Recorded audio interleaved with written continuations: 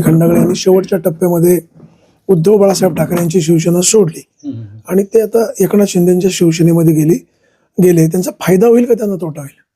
नाही, नक्कीच काय आलंय माहिती का, ह्या कंडिशनला लोक पण ह्या गोष्टीला वैतागलेली आहेत. फायद्यासाठी तुम्ही जर प्रत्येक वेळेस पक्ष बदलत असेल तर मग याला लोक स्वीकारणार नाही ह्या गोष्टीला. बरं, माऊली शेठला त्यांचा होम टाऊन म्हणजे नारायणगाव गट, तिथं पण महिला आरक्षण होतंच ना. मग जर उभं राहायचं होतं तर मग त्या गटात त्यांनी राहायला पाहिजे होतं उभं. अधिकचं मांजरवाडीचं प्लसचं मतदान त्यांना तिथं झालं असतं. नारायणगाव त्यांचा संपर्क आहे, त्या गोष्टींनी पण फायदा झाला असता. आता कल्पनाताई काळे नंतर पांडुरंग पवार साहेब यांच्या सुनबाई कविता पवार हे दोघे पण उभे आहेत. राष्ट्रवादीमध्ये सामना होताना पाहायला मिळतोय. मतांची विभागणी होईल, विभाजन होईल, याचा फटका बसणार नाही? याचा निश्चितच फटका बसल. आणि पवार साहेबां आता खरं सांगायचं तर साहेब उमेदवार कोण आहे? नाही पांडुरंग पवार साहेब उमेदवार, नाही तो वैभव काळे उमेदवार. त्यांच्या कल्पना काळे आणि जे उमेदवार आहेत ते म्हणजे जिल्हा परिषदेला जाऊन तुम्ही तुमचं मत कोण मांडणार आहे, त्या उमेदवार मांडणार आहेत. लोकांनी ह्या गोष्टीचा पण विचार केला पाहिजे ना. आज तिथं जाऊन बोलणार कोण आहे, सभागृहात कोण उपस्थित राहणार आहे का, बाकीच्यांना अलाउड नाही तिथं ना. ह्यांनाच प्रश्न मांडणं आहे. मग आपण उमेदवार म्हणून जर पाहिलं तर कल्पना काळे ह्या निश्चित उजव्या उमेदवार आहेत, सुशिक्षित आहेत, ग्रामपंचायतचा कारभार त्यांनी चांगल्या पद्धतीने हाताळलेला आहे आणि समाजात पण चांगलं काम आहे त्यांचं. त्या दृष्टीने लोक नक्कीच त्यांचा विचार करतील. तर दोन राष्ट्रवादी काँग्रेस एकत्र आल्यात, सगळे उमेदवार घड्याळ चिन्हावर उभे केलेले, म्हणजे राष्ट्रवादी एकच झाली. आता हे वेगळं भविष्य करायची गरज नाही. त्याचा फायदा किती होईल? आणि उद्धव बाळासाहेब ठाकरे शिवसेना तुमच्यासोबत आहे? नक्कीच. आता जेव्हापासून हे एकत्र आले सगळे तर सर्व कार्यकर्त्यांच्या मनात उत्साह आहे. कारण मागच्या इलेक्शनला आमचे सर्व सहकारी समोरच्या टेबलवर होते, काही इकडून होते आणि त्याचा फटका आपण ह्या इलेक्शनला पाहिलेलाच आहे. आणि इथून पुढे आता उद्धव बाळासाहेब ठाकरे यांचा पक्ष जर येत जोडीला आलेला आहे तर अजून काही अडचण येणार नाही. फक्त त्यांनी प्रामाणिकपणे काम केलं पाहिजे. आता इथून मागे जी भाषणं करत होते का आम्ही कट्टर, आम्ही एकनिष्ठ आणि पवार साहेब म्हणजे ठाकरे साहेबांचे एकनिष्ठ, पण आता तीच लोक काही ठिकाणी दुसरीकडे जाताना बघतात दिसतात. त्या गोष्टी नाही झाल्या पाहिजे थोड्या. आता मला सांगा, हे येडगाव, कैलासनगर, 14 नंबर, भोरवाडी, कांदळी हा तसा राष्ट्रवादी काँग्रेसचं म्हणजे बालेकिल्ला मानला जातो. इथलं एक गठ्ठा मतदान कल्पनाताईंना होईल? नक्कीच.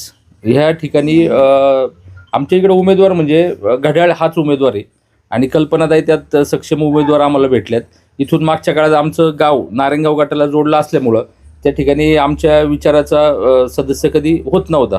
कारण का तर ती मोठी गावं पडतात नारायणगाव. आता ह्या आमची 14 गावं एकत्र आल्यामुळं नक्की तिथं राष्ट्रवादीला चांगलं मतदान होईल.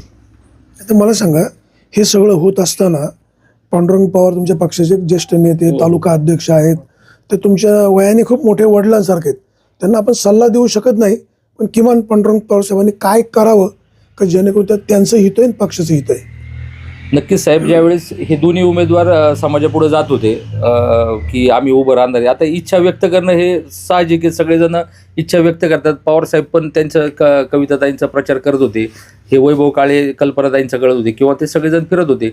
पण फिरत असताना सगळ्यांची एक वाक्यता काय होती किंवा आम्ही कार्यकर्ते पदाधिकारी आहेत की उमेदवारी जर पक्षाने दिली तर आपण त्या पदाधिकाऱ्याचं त्या पक्षाचं काम करणार म्हणून. मग हे सगळं सांगत असताना आज उमेदवारी तर पक्षाने दिली, मग आता त्यांच्या मागं पवारसाहेबांनी खंबीरपणे उभं राहिलं पाहिजेत. उलट ह्या गटातून त्यांना निवडून आणण्याची जबाबदारी पवारसाहेबांनी घेतली पाहिजेत. आणि अशा पद्धतीने नक्कीच साहेबांना इथून मागं पण न्याय दिलेला आहे, इथून पुढं पण नक्कीच विचार केला जाईल साहेबांचा पण.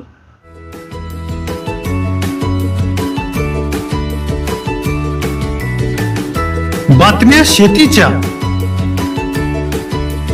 बातम्या मातीच्या, बातम्या अन्यायाच्या, गुन्हेगारीच्या,